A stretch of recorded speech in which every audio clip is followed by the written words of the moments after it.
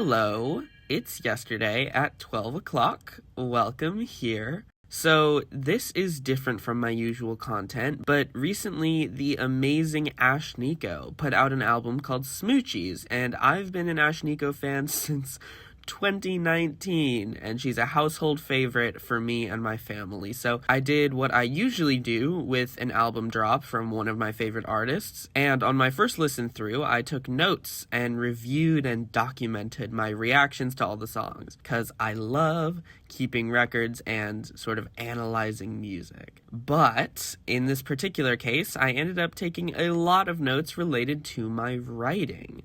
For context, a lot of my music listening experience is framed by my love of animatics, character playlists, and generally using songs as storytelling opportunities. And with that, Ashnikko directly inspired a character in my D&D campaign named Skrow. I made her, and immediately after, her playlist was overwhelmed with Ashnikko's music, and now they're even my fan cast for Skrow and her voice. So I just kept writing about where in Skrow's story each of these songs kind of are assigned with my usual sorts of notes. And it was enough that I figured, why the hell not just talk about it on YouTube, get more content out of it, use these notes for something fun. So that's what we're doing today, to the speed paint. Naturally, today we're drawing Skrow, because of course. So Ashnikko's album, Smoochies, has this cover. Obviously, it's her as a stylized bunny with Easter purple in the background, her dusty blue-purple hair, and, of course, the buck teeth in the shape of a heart. Disturbing, cute, nonsensical, a little edgy, generally very up my alley. I love the, pin curls. I love the yellow headpiece. I love the drawn-on eyebrows and the pastel green eyeshadow. Honestly, the whole thing is very Easter vibes, which is great for me because I've never really had particularly strong feelings in any direction about Easter, but now I have something fun to associate it with. Even if the album, didn't come out around that time, it still uses that aesthetic. The album is 15 songs long, 37 minutes, which I think is a good album length. I think 15 tracks is like my favorite length for an album. So the opening song is called Smoochy Girl, a poppy, lovey song with a good beat. And personally, I love it. A great intro to the album. It has a really fun vibe. It feels a little more general pop than Ashnikko usually is, but it's nonetheless just a lot of fun. It's a really fun love song specifically. It feels as chaotic as love can often be. And it's a wonderful song for storytelling, which is always a big deal for me. I love how it switches vibes between the chorus and the verse. In terms of my character Skrow, I decided that this was her first really becoming an adventurer, and the song serves as a love letter to her new life and to her new boyfriend at the time, Lawrence Nightingale, a very important NPC in the campaign that you may know if you've been here before. The specific lines that gave me this vibe are mostly the chorus, while the verse kind of gives me just Skrow's general vibe. Quote, "Oh no, I'm scary, I haven't felt this exposed, I'm barely out of the woods." End quote. That's her transitioning from her honestly horrific backstory to what she considers the real start of her life. And then we've got, quote, "But in the heat of the moment, I put my hand in fire. In the heat of the moment, I gave you eyes." End quote. Of course, this is her talking about Lawrence, and further, quote, "Pretend I'm not a lover girl, I want you. For a little smooch, there's nothing I wouldn't do." End quote. That's very Skrow's type of romance. Falling hard, but playing it off in a way that can be almost detrimental to herself and the relationship with the other person, but is really, really intense and passionate nonetheless. Overall, great song, great opener to the album, and I would love and have listened to it on repeat. The second track is Liquid. On my first listen, this song immediately gave me Skrow. Liquid is an incredible song to dance to and an amazing progression from Smoochy Girl, from a love song to an intense, very sexual forward song with a really funny bridge. On my first listen, I didn't think it was as good of a song as I think it is now. It wasn't what I expected at first, but it really caught on for me. I love this song. The instrumental is amazing. It matches the intensity of the lyrics almost perfectly. The whole, like, I love you so much. I need to be so close to you that we need to literally fuse. I need to wear your skin. That whole thing is one of my favorite things that people make songs about. It used to be really gross to me, the whole two people in one thing, but honestly, I love it now, and that's character progression. Also, the whole "I'm way more wicked than you thought" line is sick. It's, of course, referring to kink in the actual song, but it's so interesting to think about it as just generally learning about who your partner is after you've already gotten together. And the beat also is really fun and different from what I expected from Ash. My favorite part is the bridge and immediately after, which, obviously, but also, if you're here often, here's a little treat, this song is very chaotic neutral or chaotic evil Sune devotee. It's also, obviously, Skrow. It's that's not unexpected. Remember when I said Skrow fell hard? Yeah, she gets intense. Quote, "I want to melt you down and take a swim," end quote. Or, quote, "My body's liquid, I'm way more wicked than you thought. So sick and twisted, so hedonistic, oh my god," end quote. Like I said a second ago, mostly referring to kink, but this application is about Skrow being more morally dubious than any of the other major characters we've met in the campaign as of yet. Her and her team, lovingly dubbed the Side Hoes by the player characters of my campaign, the S Team, led by Skrow, is a group of borderline evil people, all bad in their own individual ways, but with a common thread of obsession, even if it can be subtle. The most overtly obsessed of that crew is this character named Llab, but this video isn't about her. The line, "I'm way more wicked than you thought," applies not only to Lawrence getting to know Skrow, but the party getting to know her. Angel and their player specifically started very excited to meet Skrow, and their expression rapidly grew from a smile to a wince as they got to know her more and learned what she's actually all about. Skrow is motivated by whatever she finds fun, and usually that involves a lot of fireworks and colorful explosions at the cost of people's houses, property, injuries sustained that she just doesn't care about. Her name actually comes from the word fireworks. You just cut off the fire and then reverse what you have left, and you get Skrow. Same thing with all of her teammates. Skrow is fireworks, Llab is fireball, Rekcark is firecracker, and Ylf is firefly. A fun naming convention. Basically, the song is deeply, deeply Skrow as she gets to know and befriend or fall in love with different people. Thank you for coming to my TED Talk. The third track is Trinkets. Trinkets is what I consider the single off the album. The song is fun and nice to listen to, but overall, not my favorite off the album, which is surprising because I still really like it, but I wouldn't listen to it on repeat, at least not as much as some of the other ones, with the soft exception, of course, of the chorus, which is, if you've heard the song, you shouldn't be surprised, my favorite part. Though, "spin on it like a Beyblade" is also a really fun line. It's such a fun message, too. I connect with it, especially as someone who is attracted to men despite thoroughly disliking them most of the time. This song shows off the next stage of Skrow and Lawrence's relationship, when the relationship was no longer just new and exciting and the cracks in their chemistry started to show. They cared about and were infatuated with each other still, as seen with the repeats of the line, "I want you," but Skrow starts to undervalue Lawrence and not really listen to him. She kind of preferred to have him around when she wants, for what she wants, but because of that, not liking how he's on her back all the time.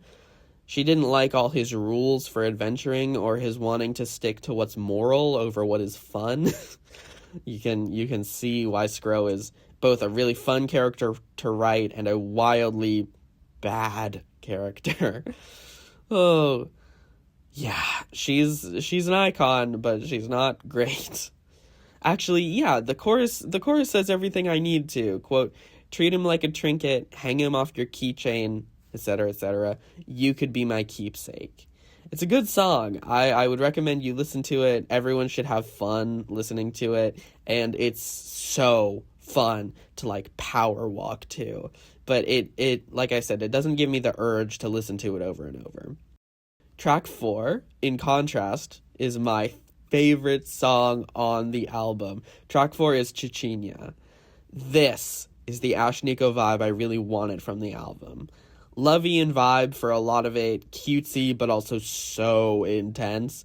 In terms of the album's story as a whole, it's a really nice progression of sort of when a relationship is on the rocks or ending. Situations where it feels like you hate your partner more than you love them because you know how to push their buttons, but they know exactly how to push yours. The feeling of anger when you put so much effort into someone and they refuse to, like, acknowledge it. Hence the mournful, like, is this the thanks I get line that's dispersed throughout the otherwise very intense and prideful and angry song. There's just that really sad line. This was the song that kind of confirmed for me that, yes, I was going to use this album as the outline for Skrow and Lawrence's relationship. Smoochie Girl, in my opinion, even without my own writing, Smoochie Girl is a crush and like early honeymoon phase when things are pure. Liquid is the thrill, excitement, and almost obsession of a new relationship, especially sexually. Trinkets is when a relationship becomes a side note rather than your full life, and maybe you're not the perfect partners anymore. And Chechnya is, like I said, when things get real rocky, when arguments break out, when you feel undervalued, and it's just my favorite song on the album. I listen to it on repeat often when I need to get into a creative or even a confident mood, and it's so unequivocally Ashnikko.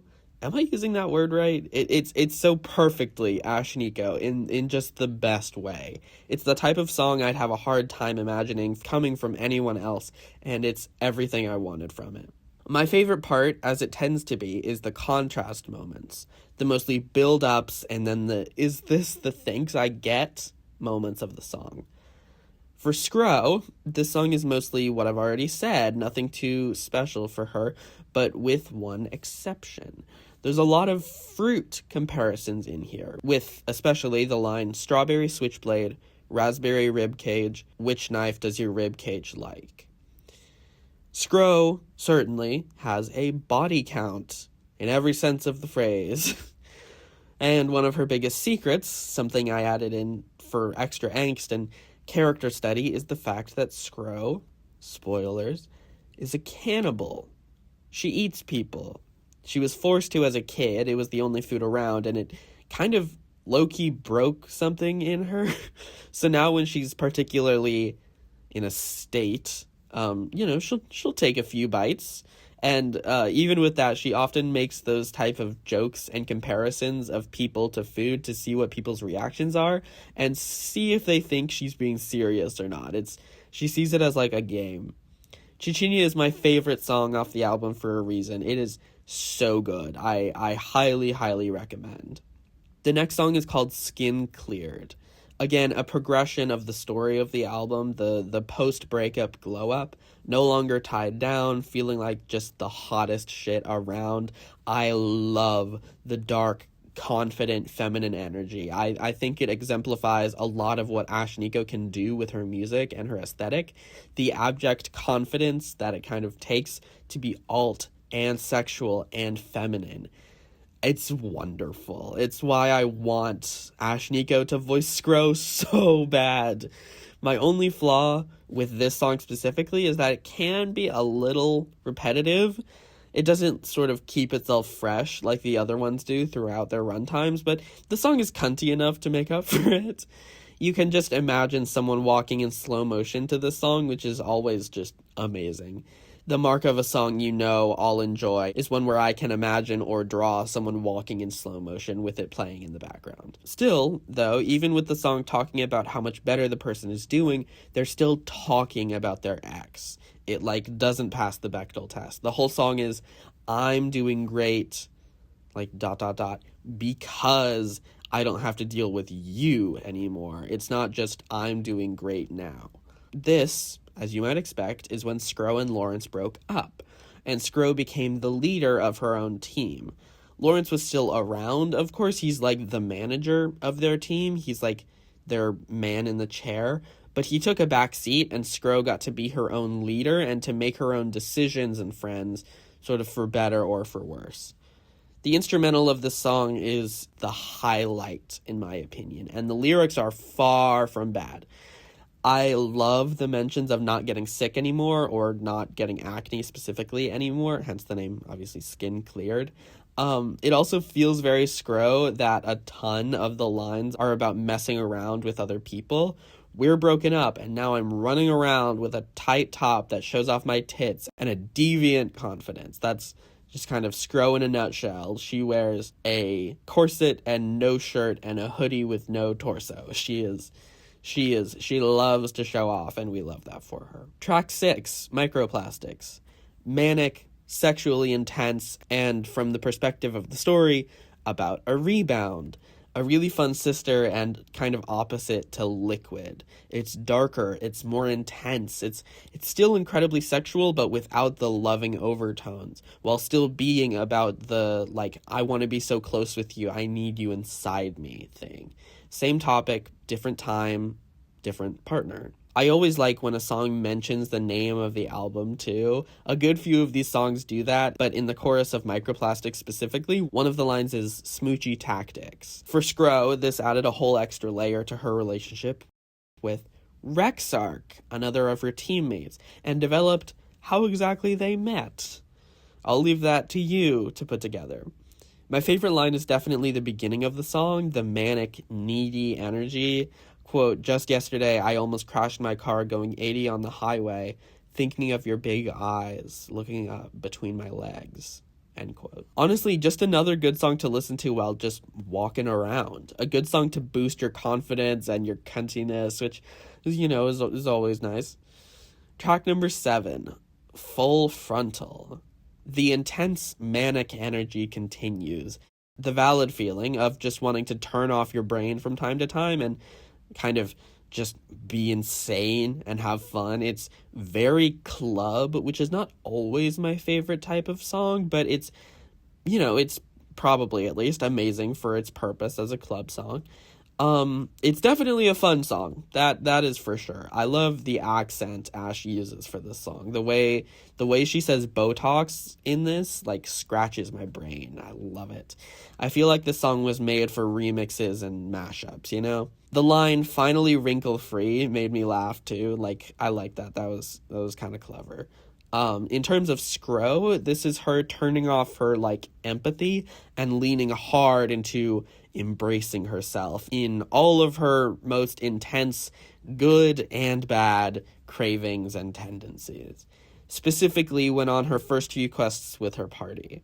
This song is less literal for her, but it still works well. The song almost gives me Bad End AU Angel vibes, which, if you don't know, all of my stories have multiple bad ending alternate universes, where I wrote out what would happen if this character had a bad ending. And my D&D story has one big bad ending universe where the party never meets up because they all got their bad endings before the campaign even started. It's like their backstory went south real quickly. And Angel's bad end is that they never left their, like, party era, never coming home from Faerun, and they spiraled and kind of went insane. Anyway, yeah, this song isn't particularly deep, but it's not trying to be that, and that's okay. Next, track number 8, She's So Pretty.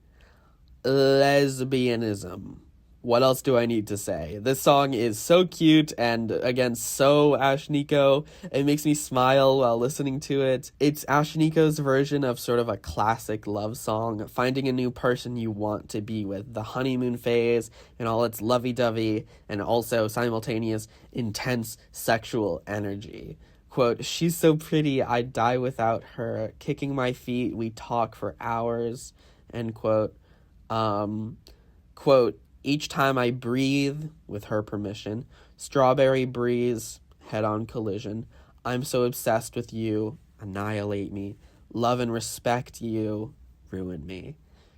This song masters contrasting lyrics that show how wild the honeymoon phase and a new relationship can be. It's not quite clear if the song is about getting into a new relationship with an ex or if it's about a fully new relationship, but I leave that up to you to decide. When I first listened to it, I couldn't decide what this was for Skrow, but upon finishing the album, I did sort of figure it out.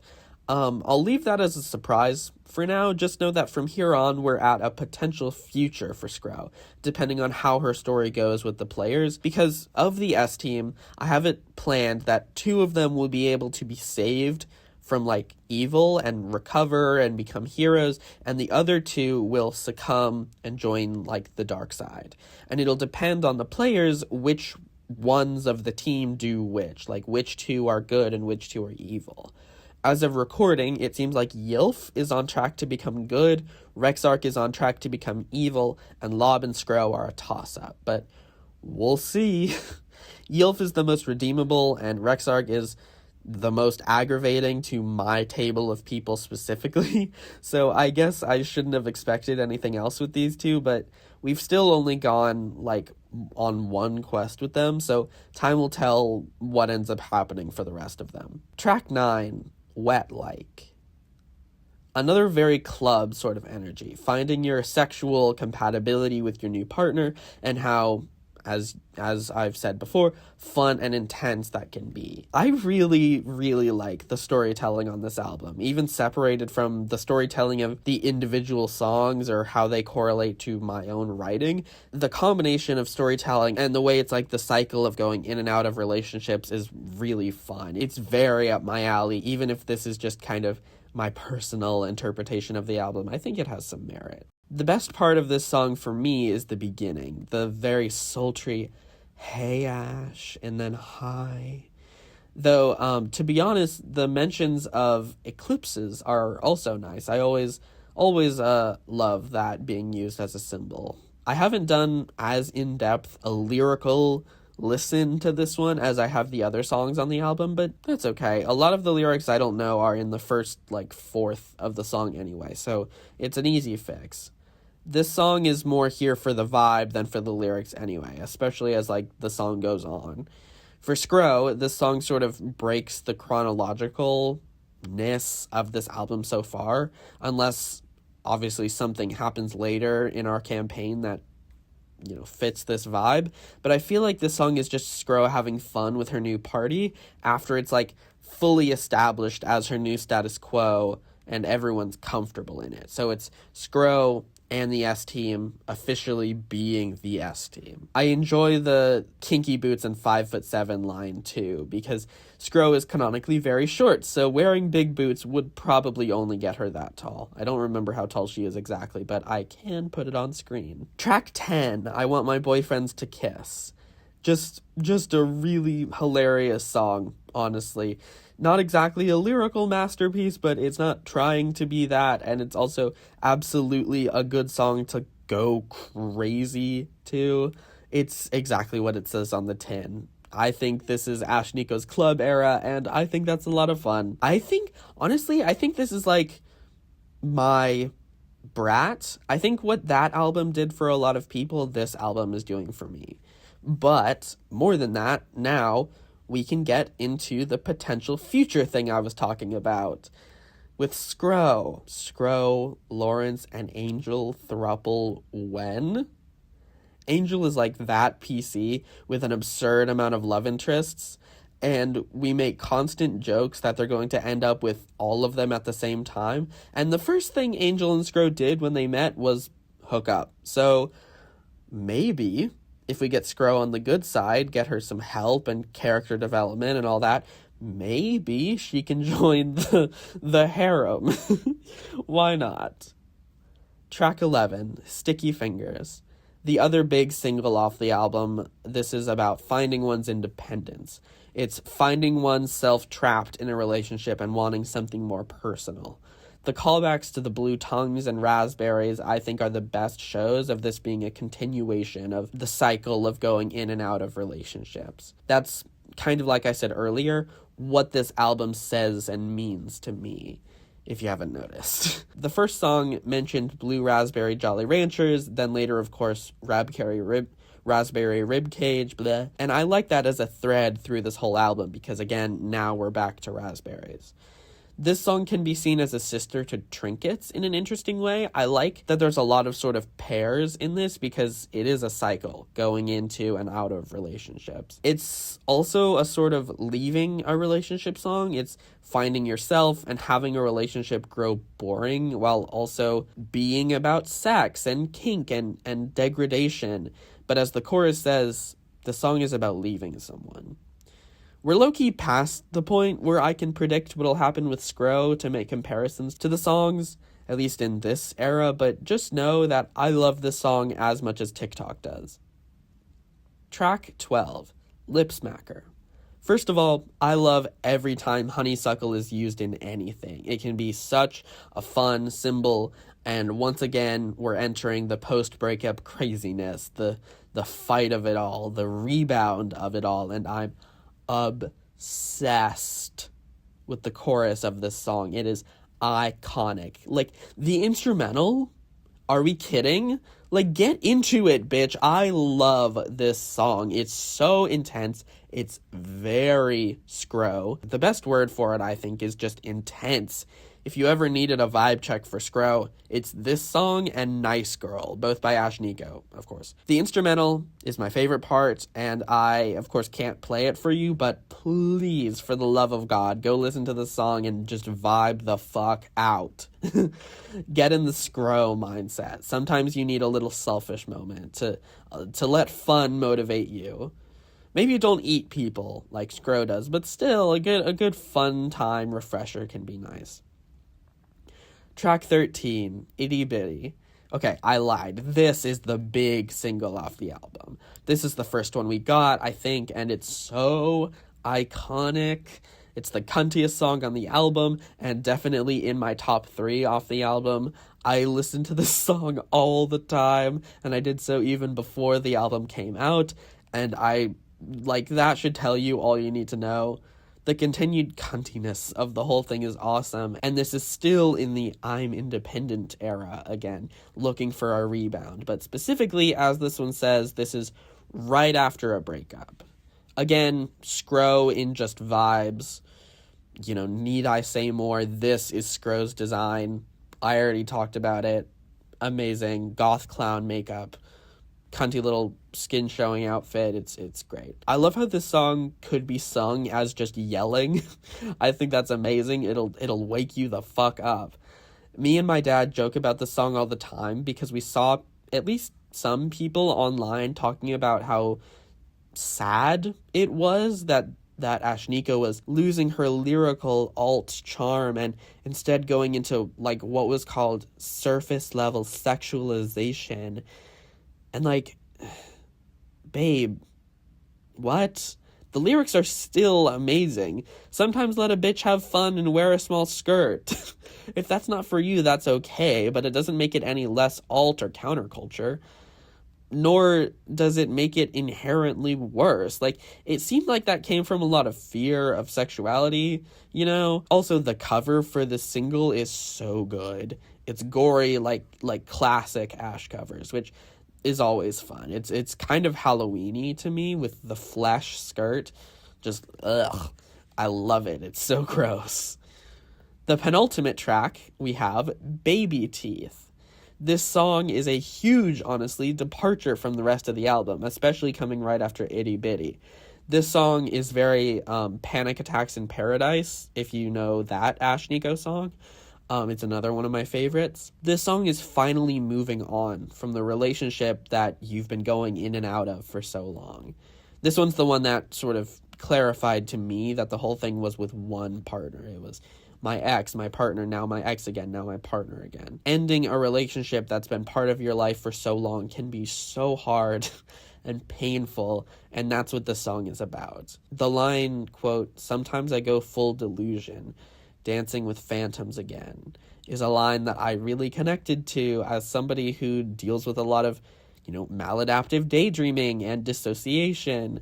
The whole song is another of my top 3 off the album. It makes me really sad despite being such an energetic song, and I like it. I think I connect with it a lot. It's so pained. It's the and this is the thanks I get line from earlier, but it's a whole song. It's evolved and past the obsession and honeymoon phase whirlwind and the manic rebounds. It's a new life. But at the same time, the last line is, quote, "and I always love my baby teeth." Teeth that have been used as a symbol through the song for the relationship, showing that even post a relationship, you can still love the time in your life when you had that specific love, or even sometimes still have love for the person despite needing to break up. Like the lyrics say, quote, "it kills me that I have to do this," or later, quote, "I hate that I'll grow to be okay." This is such a sweet song, and I listen to it a lot. It's not perfect, but I love it so much. It makes me so sad. And then following that, the last song on the album, It Girl. A much more down-to-earth song. There's country influences in this and baby teeth. It Girl is finally actually growing past a relationship. Fully, no more manic rebounds and shit, focusing back on yourself and your family. This song is more focused on Ash themselves than being focused on the relationship story of the album, and it's a really sweet song about growth, and I love it. A wonderful song to end the album, really. It connects me with the person Ashnikko, not the star or the songs alone, which is always wonderful when a song can do that. A kind of maturity that comes with being able to put enough of yourself in the song for this kind of effect is really, really cool. I love the whole killing a part of me, but doing it sweetly. Like the line, quote, "I lean down to kiss her nose. There's no room for us both," end quote. In that way, it feels even a little bit like a trans allegory to me. Not even an allegory, just like feels like the trans experience. That's the part I connect to, at least. It's not called a dead name for no reason. It's a lot of people see it as killing the old perception of you, killing the old part of you that you were seen as. I lean down to kiss her nose. There's no room for us both. And she doesn't say, "now I'm finally free." She says, "now I'm finally mine," which I think is a really fun line. And the song ends with her mentioning the 27 club, the 27 curse. The fact that way, if you join the 27 club, you, quote, "stop while you're ahead," and end while society still considers you beautiful and marketable and in your prime. Like the song says, all pretty girls die 27, which Skrow is 26. These last 2 songs represent a good ending for Skrow, a good ending for anyone, really, learning to love yourself and understand who you are inside, not like who you present to be, nor who you are in a relationship. It's just you. It's a beautiful song, and I think a wonderful end to the album. A far departure from Ashnikko's usual style, but that's just what makes it more notable and perks my ears up when I listen to it, which obviously helps me internalize the lyrics and the message of the song. And if you're wondering, yes, I have begun storyboarding animations to multiple songs on this album, or animatics, I guess. I love Ashnikko so much. I love talking about Skrow so much. And Ashnikko, if you find this video, I love you. You inspire me. I hope you like Skrow. When the Aberration campaign inevitably gets made into a TV show, I'll bust half the budget on paying you to voice Skrow. Literally nobody else could do it. Or nobody else that I know of right now, anyway. But all this to say, happy Smoochies, Demi Devils. I really like this album. It has hit after hit. It's very my vibe. While you're listening to it, remember to drink water. Go listen to it again. I'll see you next time. Bye.